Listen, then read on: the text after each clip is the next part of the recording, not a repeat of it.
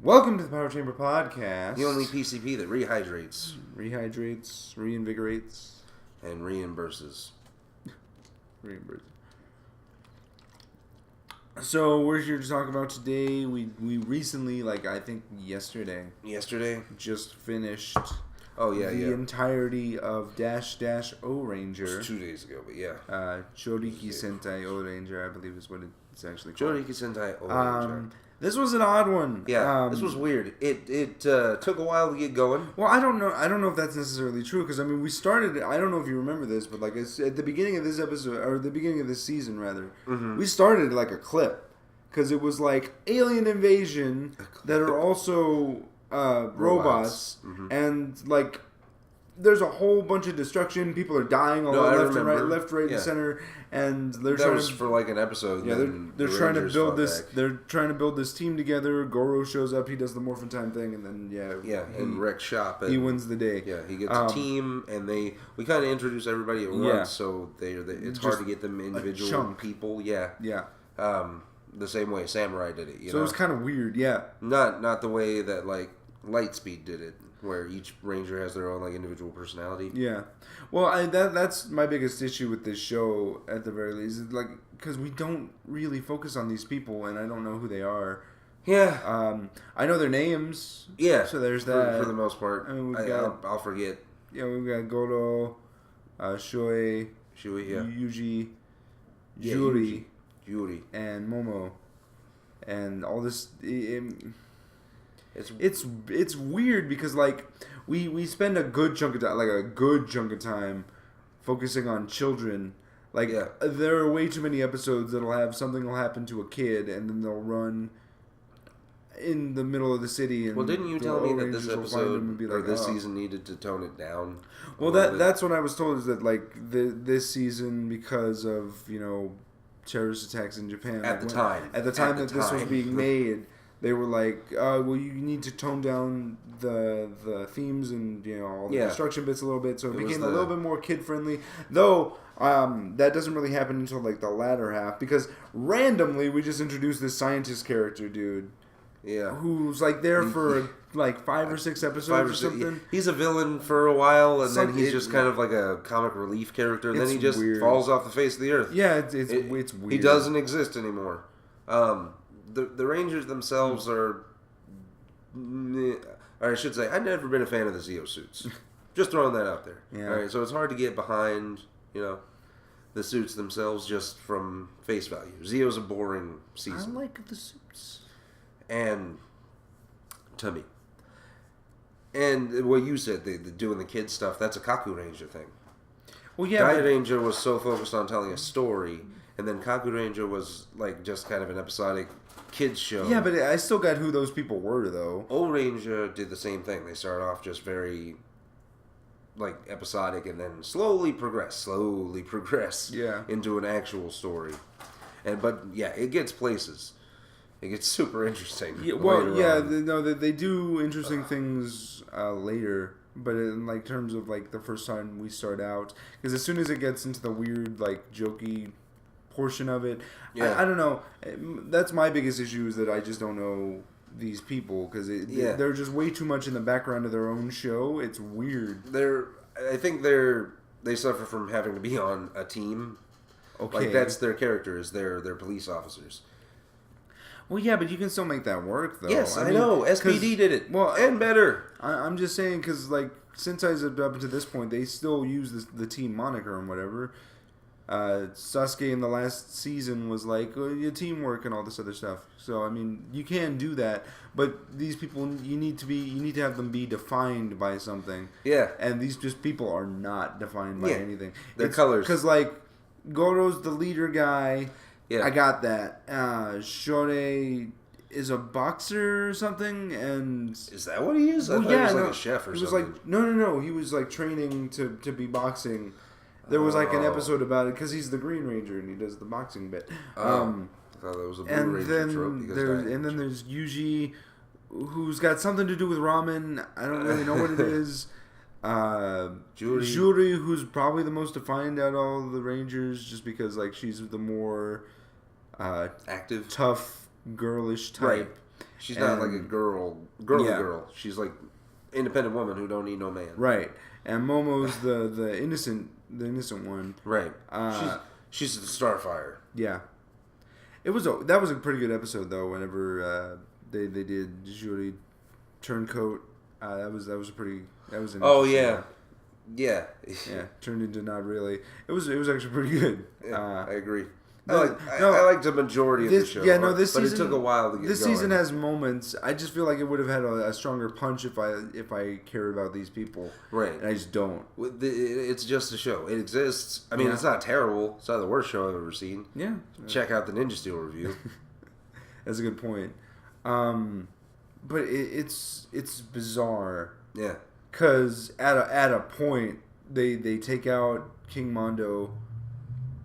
Yeah, with the which is like something that did happen in Zeo, but not in the same way, and they ended up bringing him back. But like for this one, they just straight up killed that guy. As soon as he dies, this random guy shows up, Bomber the Great. He's gonna usurp his power or whatever, and he decides to take over because there's a vacant spot. Yeah. No, he challenges Sprocket. That's what happens. No, hold on. That's not what happens later. Then, like at first, he just kind of shows up and he's like, "I was banished. I thought he was just a monster. I was banished years ago, and now I'm back because your ruler's not here, and I'm gonna take over." And so he tries to attack the Rangers. Episodes go by, and then he's like, "Now we're gonna have a duel." So he challenges Sprocket. Yeah. And he freaking kills him, and it was a man. He kills that kid. and gratuitous child violence. I know, it's weird. It's a robot. It doesn't count.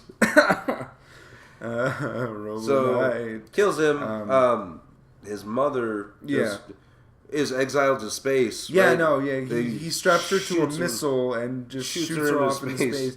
With the body. Yeah. She lands on this random ass planet. Yeah. That just so happens to have the head of Mondo there for some reason. And he's like, "Well, I'm going to use all the remainder of my power to bring my son back." Yeah. He goes, it's my favorite. He goes, "I've been waiting for you." And I'm like, on this random planet, you've been waiting for her to get shot into space? Like a thing that just regularly happens. He's like in a tube. It's weird. Like he like kept himself alive somehow. I don't know what's going on there. There's a whole lab. Yeah, a lot of unanswered questions. Yeah, but I mean, this whole scenario, suspension of disbelief. I don't know. But we're telling a story. Shut up. He ends up like reviving Sprocket into like the older version of himself, right? Which is Prince Gasket in Power Rangers. And meanwhile, his mother like sends her power to this random ass woman on this other distant planet who's like her niece or something. Yeah, she's a duchess. And she's like, "You will be my son's bride," or whatever. So she comes down. She freaking takes out all the Rangers. Mm-hmm. Yeah, they wreck shop. Yeah, and it's all devastating. They go down there. They basically go down there and save Bomber the Great from being destroyed by the Rangers. He runs back to the moon. They follow him, and they just stab him. They just take him out and try to use him against the Rangers again, and he ends up dying. And man, those people were ruthless. Yeah, like, as soon as they wanted to kill people. As soon as Gasket shows up, like he was on point with when world he shows domination. Up, we get serious. He was like on the field. Yeah, trying to get things done. It's like when Zed came in and you felt playtime was over. Right, yeah. It's exactly how it was. That's exactly what happened. And they succeed. It's weird. Like, they get the Rangers taken off it's crazy. The story gets insane. Because, like, there's this whole thing with the Gold Ranger. Oh, yeah. Ricky. Again, the whole thing with Riki and Doran, I think that's another thing that was added to make the show a little bit more kid-friendly. I don't know, though, because I love that suit so much. I want so hard to believe that was something that was made beforehand, but he's such a non-entity in this show. Yeah, he's barely there, and he shows up at the last second. Every time. Like, it's infuriating. Yeah. The Rangers are just being murder, death, killed, and he's nowhere to be found. Just gone. Yeah. And, like, they got Dorian, who's like this ancient Ricky's woman, sister. but she's not. They're not brother and sister. They telling you that. Brother and sister. She's like you can't convince me otherwise. She's like an ancient deity or whatever, and they like traveled in a giant pyramid through space time to defeat the Machine Empire, and she's got this little lizard thing with her. Again, not very active. Is the lizard thing? Yeah. It's not even also, a puppet. It's just. And also, Ricky's like 16 or something. He's like a teenager. Yeah, he's not really a kid, but he's not an adult. Yeah. So it's very bizarre, but I hated it so much because he was just like not there. Yeah. And then all of a sudden he'd be like, "I'm here." Yeah. All of a sudden he shows up to win the day. Randomly, it was crazy. Like sometimes they'll show up, and other times he just won't. Yeah. And you're supposed to accept it. And then we get the Deus Ex Machina of just all time Gun Majin. That's another thing that was probably added for the kid-friendly aspect of it, because it's so much of a my gosh, but it's so dark when he shows up, right? Because everybody's turned they're using a gold monster to kill everybody, right? Yeah, and Shui is like half gold. His arms and legs are gold, and he can't morph. All the other Rangers are in their Zords, and they're all gold. And this kid's parents have been captured. Yeah, and they're gonna be smelted they're gonna be killed. Yeah, they're gonna be melted down. That's right. And out of nowhere, this thing just shows up. Stone comes out of space and hits the ground. Well, no, it comes out of the sewer is what happens because he had already been introduced episodes earlier. Because Gun Majin, anybody who has the keys, my master, or whatever. Yeah. This kid opens them up and wishes for everybody to be saved, and everything's fine. Yeah. It was weird. Yeah. And then he just leaves. It was super intense, and then we just gave up on it for some reason. Well, no, he came back. Pull back. And then, was going to reform. He was like an odd 7th Ranger. Yeah, it was weird. It was weird. He's a nice little ally. He's this massive creature, this massive stone creature. And I guess he's a genie. Yeah. Rub the lamp. Well, no, because they got the key and they can, really? You're just going to mess. Anyway. And it was weird because, that happens and then the show kind of... It's weird because the show has focus near the later end, but with all this stuff being introduced, it just kind of gets really random at points. Yeah. Things just happen. Yeah. It just goes crazy for no reason. Yeah. There's the whole, with Gun Majin's introduction, there was a whole thing about him trying to get the Super Zeo Megazord, and it was weird. It just kind of showed that he's, dead set on granting wishes or something, and he gets tricked by Sprocket, and it's, whole big thing. At the very end of the show, he decides that he's gonna reform Clank and Orbis, which, man, I thought those guys should have died. Yeah, it was so telegraphed to be there because as soon as Bomber the Great shows up, they're like, "Oh, Master," and they betray the royal family. So I'm like, okay, well, once the guy comes back, they're dead, right? He's just gonna execute those guys because that just seems like something he would do. But no, they're just kept around. And then all of a sudden they just make it through the whole show, and I just don't know what's going on. Also, those dudes were weird. They had this dumb, stupid catchphrase, and it might have been just a mistranslation thing. In all honesty, but every time he said it, it hurt me. I don't know why you had such a problem. He's like, "Get big and strong, okay?" And I'm like, "Does he have a choice?" Dude. I'm sorry. It's just so annoying. Yeah. I don't know. It was weird because as soon as Gasket shows up, and because at the very end of the show, what happens is that they have this monster that can turn machines evil. And it ends up destroying the Rangers' base. Coolest monster suit I've ever seen. Ends up destroying the Rangers' base. They're kind of on the ropes because their Megazords are pretty much taken out of commission. Yeah, they can't use the Zord first of all. Their base is crumbled, and they're trying to figure out what to do. Riki shows up to kind of give them a last minute save because he always does that. And Dorian like prays that they get away safely, so they end up going in Pyramidas away to her home world. Yeah.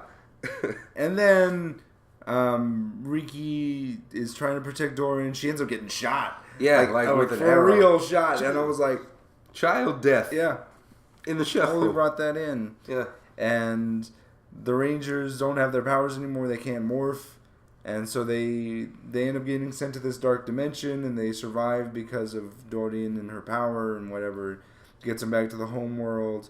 And they're like, you need to get back to Earth and save it. Okay, they don't really tell them how to do this. They're just like, you got to believe in yourself. Yeah, you just got to believe. So then they go back to Earth, but it's been like 6 months.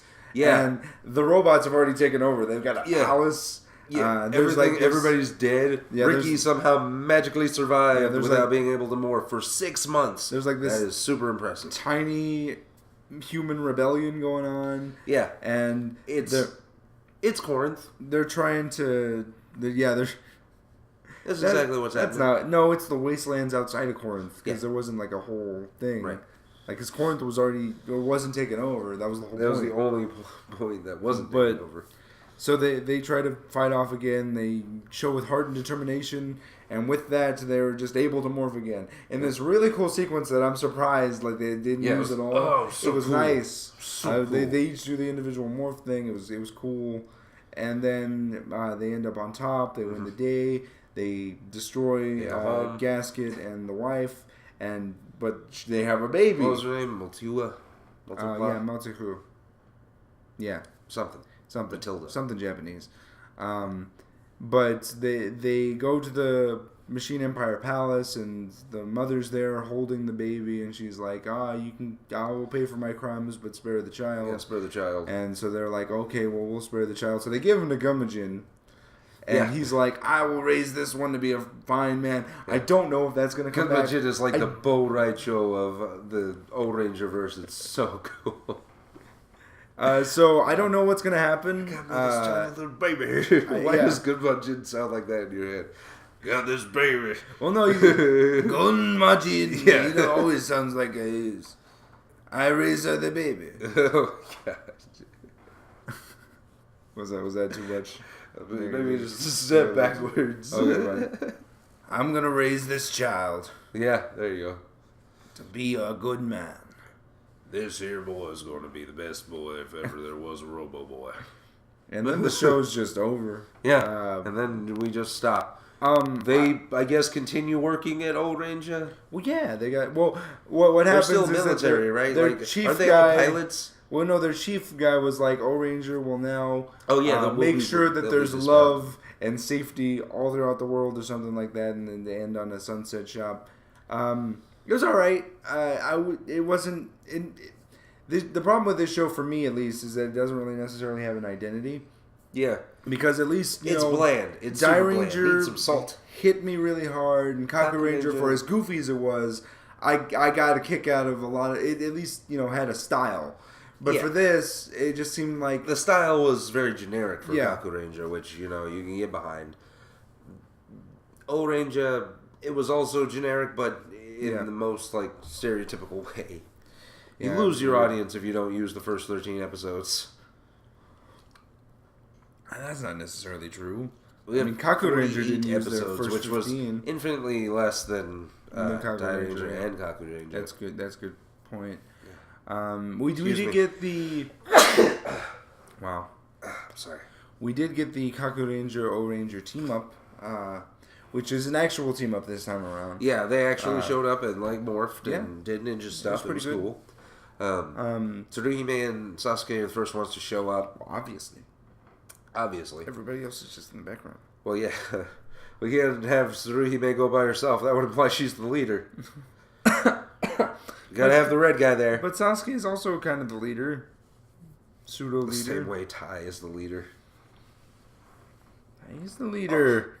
Of the Digimon.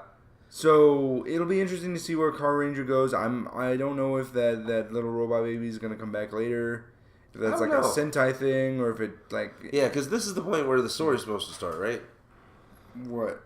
The overall overarching story for I don't know actually. as far as this is concerned... I thought you told me there was one. No. Oh, okay. I told you that Car Ranger is going to be a parody. Oh. But... Of Sentai in general? Yeah. Okay, great. So we'll have to see how that goes. Super excited to get through Turbo. Even though you haven't actually watched it. Even though I haven't actually seen Turbo.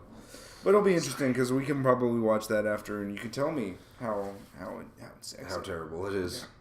Yeah. But anyway, please join us next time on the Power Chamber podcast. Yeah, probably next time we're going to talk about some pro wrestling stuff. It is the season for WrestleMania, so stay tuned for that. Are you down to try something? Yeah, I mean we can certainly do that. I mean, we're getting up on the hiatus period, so we're gonna have a lot of time. Yeah, we're gonna have a lot of time to do stuff.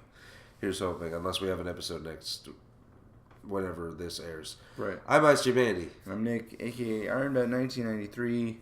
May the Power Chamber protect you.